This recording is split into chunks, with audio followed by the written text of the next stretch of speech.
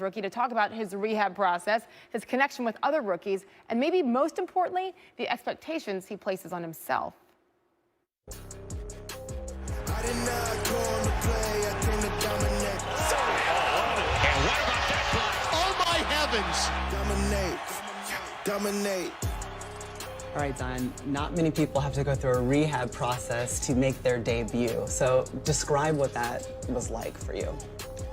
The rehab process was horrible. There was a lot of days I just wanted to like punch a wall, like kick chairs, because I wanted to play, and they were like, no, can't go out there yet.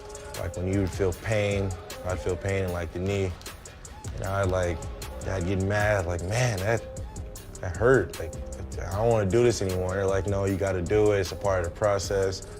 You know, to think at a certain point, the only thing people could tell me was, it's gonna pay off. It's gonna pay off, and I kind of got mad because I kept hearing the same thing every day. I'm like, just tell me something else. Like, you can tell me it's gonna be bad. I don't care. Just tell me something else. It sucks. I'm just gonna be honest. Did you ever consider doing like Ben Simmons and taking an entire season, almost redshirting your first year? A tiny bit, but not really. I can't wait that long just to play basketball.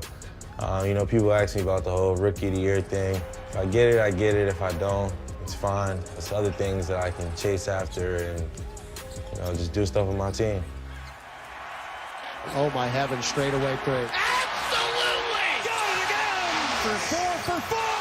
Welcome to the NBA! Well, your debut was certainly one to watch. Describe what it was like to be out there and the fact that you did play so well. My game plan was to go out there, just kind of fit in, like, you know, make the right reads and don't mess up. Every time I came out, coach would be like, you gotta give me something. Like, you're not doing anything right now. Fourth quarter, we were down. I was like, all right, I gotta try to do something because I know I'm about to come out. So I just called heat. And that was the 17 points in basically 3 minutes. Describe that run. What did that feel like on the court? I haven't felt no feeling like that since March. To be out there, have the whole crowd, like, you know, cheering for me, my teammates on my back. You know, everybody just there supporting me, so it was a great feeling. We were just able to see you swapping jerseys with Ja Morant. How would you describe what that has been like, being able to share some experiences now with guys that you were just playing college basketball with? Never in a million years would I would imagine me and him going 1 and 2, playing against each other on an NBA stage. So when we finally got to swap jerseys, it didn't feel real at first. It's one of those things like, man, we here. We're both here. How about relationships with other rookies like RJ? Are you still in touch with some of those guys that we grew accustomed to you being close with a year ago? Oh yeah, you know, I'm always in touch with RJ. That's my brother, I always will be. You know, whenever he has a good game, I'll text him. Whenever I feel like he's not like being himself on the court, I'm like, you don't seem like yourself. You know, I want the killer I saw a dude next game. With Cam, same thing. Like, I'll watch Cam and sometimes he'll just be cruising. I'm like, no, man. You're a killer, you're a bucket. Don't show the world why you're a bucket. Like, handle your business. Give me the biggest challenge that you faced so far this season. In a weird way, accepting my reality. You know, sometimes I think people try to place expectations on me. I think sometimes I just forget the stage I'm on and what I have to do, how much harder I have to work. I'll like look in the mirror like, man, I wonder if they know that I'm 19. What does it mean to represent that city every time you go out and play? It means a lot, because, you know, the fans are loyal. They were there when I wasn't playing, and now they're still there. They show support to everyone. But I keep going back to this. Drew Brees just says it best. If you love the city, we'll love you right back. And I think that's the truest statement I've ever heard.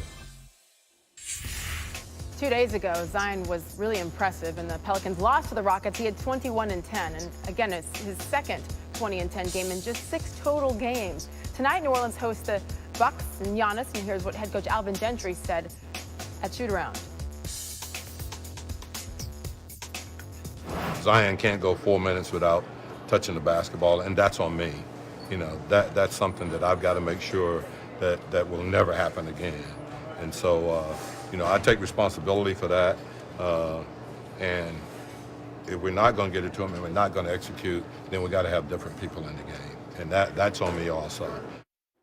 All right, let's get more now from our Pelicans reporter, Andrew Lopez, joining us courtside in New Orleans. All right, we heard Coach say that from Sunday is actually when it was, Andrew. How do they plan to get Zion more involved tonight then? Well, when Alvin said that on Sunday, he was very emphatic in throwing him the basketball. On Tuesday, just before the game, though, he walked it back a little bit. Here's what Gentry had to tell reporters about 30 minutes ago. At the end of the day, the Houston game was, it didn't come down to us not getting them the ball. It came down to us turning the ball over almost 30 times, in an NBA game where you're not going to have any opportunity to win the game if you do that. But I do think that when he's out there, he has to have activity, and we have to also be aware of where he is. So it wasn't so much that we're going to try to throw it to him every time down the court, but we have to look at opportunities where we can get him the ball and try to exploit those opportunities. Now, one of the things that upset Gentry on Sunday was the fact that Zion had a lot of mismatches with the Rockets going with that 6'6" and under lineup. They want him to exploit some of those mismatches. His teammates have talked about trying to exploit those mismatches. And Zion himself needs to be a little bit more assertive in those situations, trying to get to his spots where he wants the ball.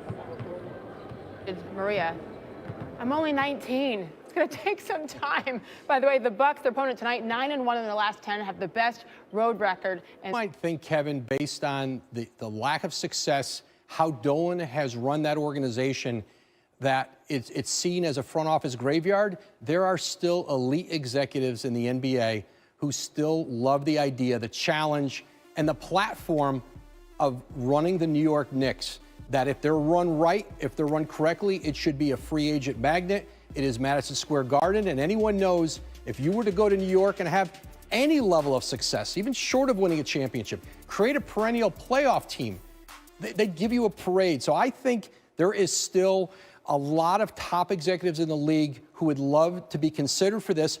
In recent GM searches, they have not courted the best executives in the NBA. That's not how they run their searches. Will Jim Dolan do that this time? It's incredible. The mystique of MSG, right? The mecca of hoops still there for the Knicks, even though they have the third worst record right now in the East. Woj, thank you. Thanks, Kev.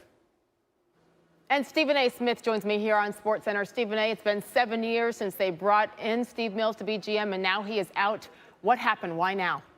Steve Stout. That's what happened. He's a music mogul, friends with P. Diddy, Jay-Z, and others, and an individual hired by James Dolan about a month ago to repair James Dolan's image, because you've got people booing the Knicks profusely and begging for James Dolan to sell the team while he's in attendance for the Knicks games. He heard those noise reverberating or descending from the rafters and everywhere else from Madison Square Garden. It annoyed him to no end. He hired somebody to help repair his image, and that individual, which is Steve Stout, was repeatedly told, according to my sources, that the coexistence of Steve Mills with James Dolan just doesn't work. Since 2003, the record is 522 and 825. That's a 38% winning percentage, second worst in the entire NBA, only to the Minnesota Timberwolves. Only 3 appearances in the playoffs in the last 16 years. It's been absolutely atrocious. And again, Stout was told Mills and Dolan together don't work, and Dolan's not going to fire himself. So somebody had to go. That's simple. But it's never simple with the Knicks, Stephen A. It seems like no matter what they choose, it's going to take a long time. Where do they go from here? Well, let me tell you something right now. You've got notable names, people bringing up names like Jeff Van Gundy or whatever. I'm not buying that. I don't see that happening. I think Mark Jackson needs to keep his phone on because he could get a call. In terms of executives for the New York Knicks, while Perry is running on an interim basis for the presidency, here's Scott Perry. Here's the reality of the situation. You're going to hear names like Lynn Merritt from Nike because of his relationship with a multitude of players and how he's expected to retire in short order in the very near future. You're going to hear other names like Masai Ujiri, but you ain't getting him out of his contract in Toronto, in my opinion. The name I would ask you to keep your eyes on is Kenny Smith of TNT. This is an individual that his name has been mentioned before as an executive. He would love to be an executive for the New York Knicks running basketball operations. He's from Archbishop Malloy, right there in Queens, New York. He's got New York roots. When he speaks about basketball, you're going to listen. The likelihood is that somebody like him would hire Mark Jackson, who everybody here in New York City is clamoring for, myself included. Why, Sage? Because remember I said this, and I've said this on many occasions. The New York Knicks don't just need a coach. They need a voice because nobody wants to hear from Dolan because you don't trust him. Steve Mills is relatively quiet and timid to such a degree in terms of speaking. You need somebody that's going to speak to the media, that's going to speak to New Yorkers, and when they open their mouth, every damn body listens. That's Mark Jackson. That's Kenny Smith. Keep your eyes on Kenny Smith. Okay. He wants to be an executive. Mark Jackson wants to be a coach. It's right there for everybody to see. It's just a matter of whether or not James Dolan is going to do it. It's been 7 years since this team made the playoffs, 50 since they won their last championship. Stephen A. Smith, don't go anywhere. Back with more in a second. All right. Sage, it's been a nightmare road trip for the Sixers. Wait a second. You can say that about every road trip for Philly. After suffering the worst loss of the season last night to Jimmy Butler in Miami, the Sixers dropped to 9 games below 500 away from home. Here is the reaction after the 31-point loss. I thought that our defense was poor. You know, when you create 3 turnovers for a game, it's just not a reflection of who we are. The physicality side of things, we got to step that up. It comes with experience, also just comes with personality. I mean, you guys just got to step up and be more physical. You mentioned the physicality. I mean, you guys are a very tall, big team. Why, can you pinpoint why you haven't been able to? We were soft. He mentioned the S word. The Sixers have struggled away from Philly this season despite owning the NBA's best home record. They rank 22nd in road winning percentage. Philly has lost each of its last 4 road games by double digits. 3 of those losses have come against teams they currently trail in the East standings. Stephen A. Smith is back with us here on SportsCenter. When it comes to talent and expectations, no team has been more disappointing than the Sixers, Stephen A. You mentioned last night on Twitter, the way they look, they won't make it out of the first round of the playoffs. What has to change right now? Personally speaking, I think that we might be getting to a point where it might have to be a change in the coach. I like Brett Brown. I'm fond of him as a person. Certainly, he's not losing. They are 31-20, but they're 9-18 on the road. And when you consider the fact that even though they're a top 5 defense, they gave up 80 points in the second half, 81 points to be exact, and caused just 3 turnovers. That's effort. When you talk about the development, that's really what you're supposed to be doing as a coach. Has Joel Embiid gotten better? No. Has Ben Simmons gotten better? No. They're all stars, no question about it. Cornerstones of the franchise as far as I'm concerned, but certainly not living up to expectations. Tobias Harris could do a little bit more, even though he's averaging 19 a game on 47% shooting. You don't have perimeter shooting the way that you should or the way that Miami does and things like that of that nature. So when you look at it around, the bottom line is this. This is a team that was favored to come out of the East, and now we're looking at the 76ers and wondering whether or not they're going to get bounced in the first round because Toronto looks better, Milwaukee looks better, Boston looks better, Miami looks better.